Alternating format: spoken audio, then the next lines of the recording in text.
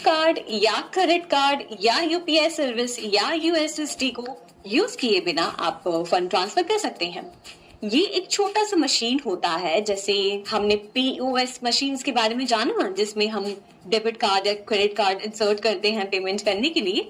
वैसा ही एक छोटा सा मशीन होता है जिसे हम कहते हैं माइक्रो एटीएम।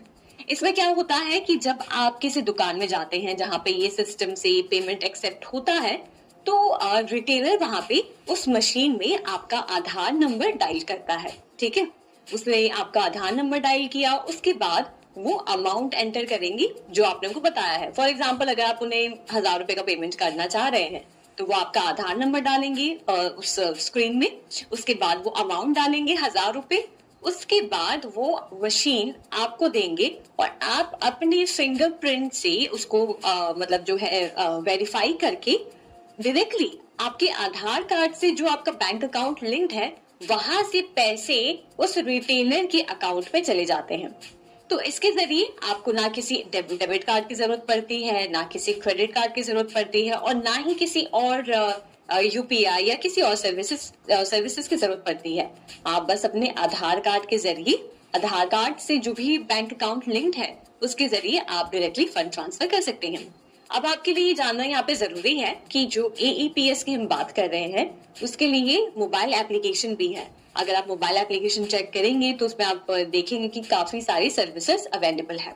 इस सिस्टम के माध्यम से, यानी कि आधार एनेबल पेमेंट सिस्टम के माध्यम से आप कैश विड्रॉ कर सकते हैं, आप कैश डिपॉजिट कर सकते हैं, बैलेंस की इंक्वायरी कर सकते हैं और फंड्स ट्रांसफर कर सकते हैं। तो जैसे कि हमने देखा कि आधार एनेबल पेमेंट सिस्टम एक ऐसा सिस्टम है, एक ऐसा आप समझिए सिस्टम बनाया गया है एनपीसीआई की तरफ से, जिसके जरिए आप आसानी से फंड ट्रांसफर कर सकते हैं अगर आपके पास कोई और सुविधा नहीं है। तो आइए आप जानते हैं गूगल पे के बारे में।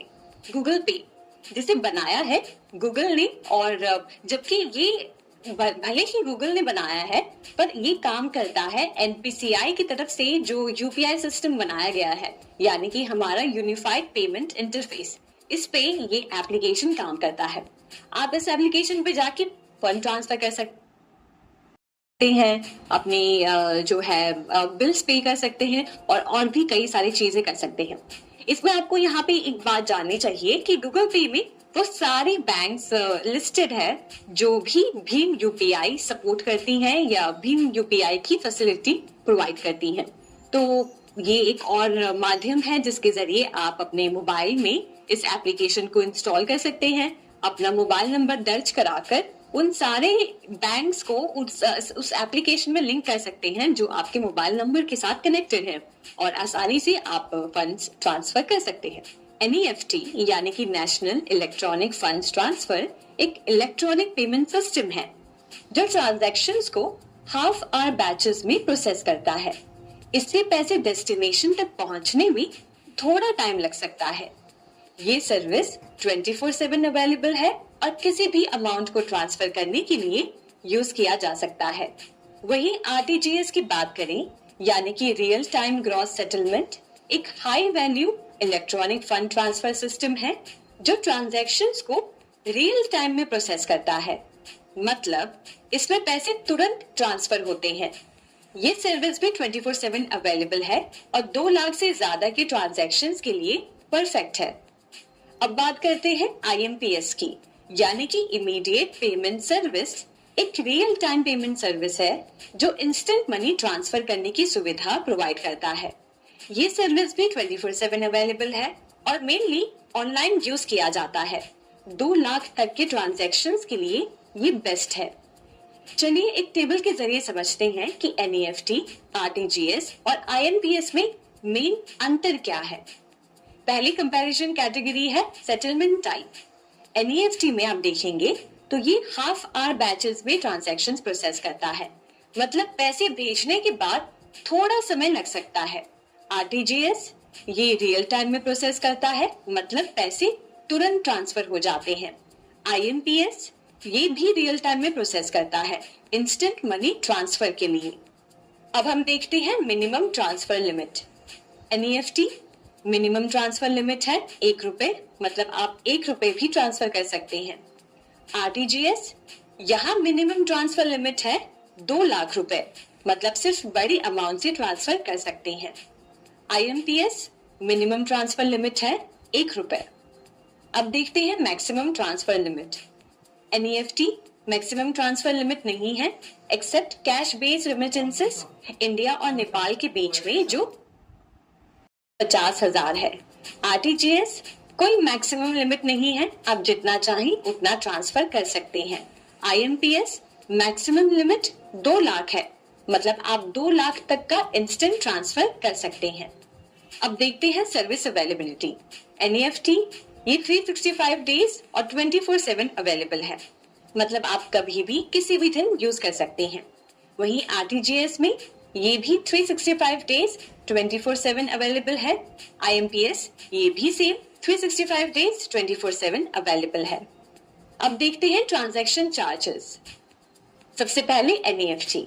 एनईएफटी में इनवर्ट ट्रांजैक्शंस, यानी कि जो पैसे आप रिसीव करते हैं उनके लिए कोई चार्जेस नहीं है।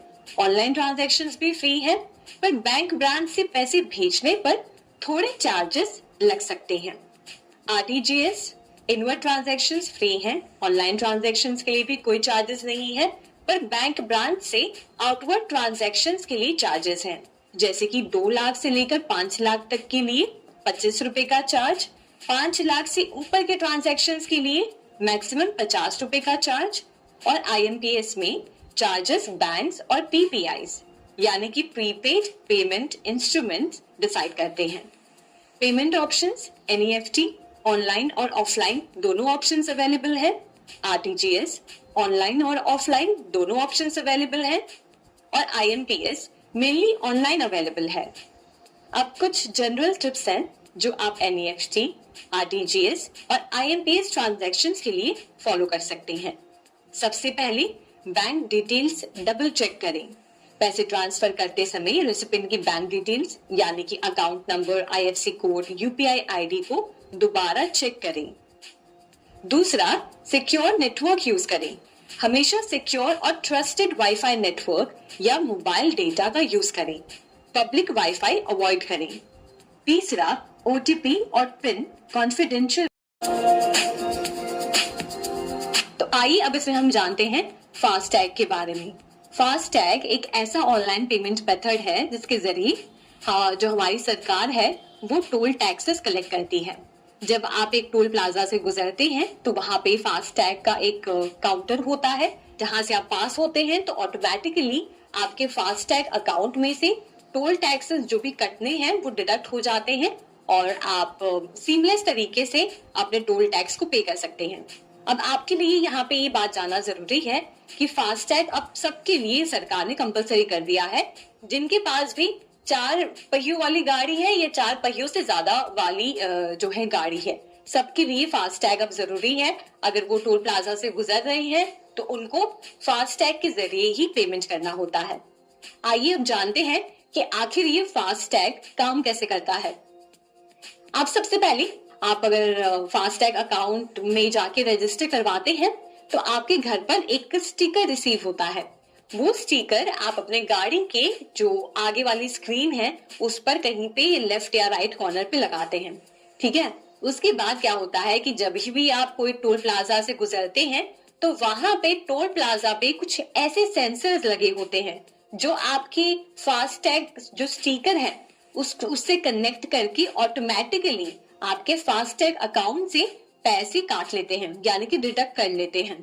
जैसे ही आपके अकाउंट में से पैसे कटते हैं उस टोल प्लाजा पे उस टोल टैक्स के लिए आपको एक एसएमएस आता है कि आपके खाते में से इतने पैसे जो है काटे गए हैं और ये पैसे इस टोल प्लाजा पे कटे हैं। अब यहाँ पे एक बात समझिए कि इस फास्टैग की वजह से कितने आसानी से बस आप उस फास्टैग लेन से गुजरते ही आप अपने टोल टैक्स को पे कर सकते हैं और आपको कोई कैश की जो है कॉम्प्लिकेशन से नहीं गुजरना पड़ता कि कैश पे नहीं करना पड़ता और वो लंबे वक्त तक वहां पे टोल प्लाजा पे खड़े रहना नहीं पड़ता है। आप आसानी से कैशलेस तरीके से आप अपने टोल टैक्सेस पे कर सकते हैं। यहाँ पे आपको एक बात जाननी चाहिए कि एक फास्टैग बस 5 साल तक ही एक्टिवेट रहता है। जैसे ही उस फास्टैग को 5 साल हो जाते हैं वो ऑटोमेटिकली डीएक्टिवेट हो जाता है और फिर एक यूजर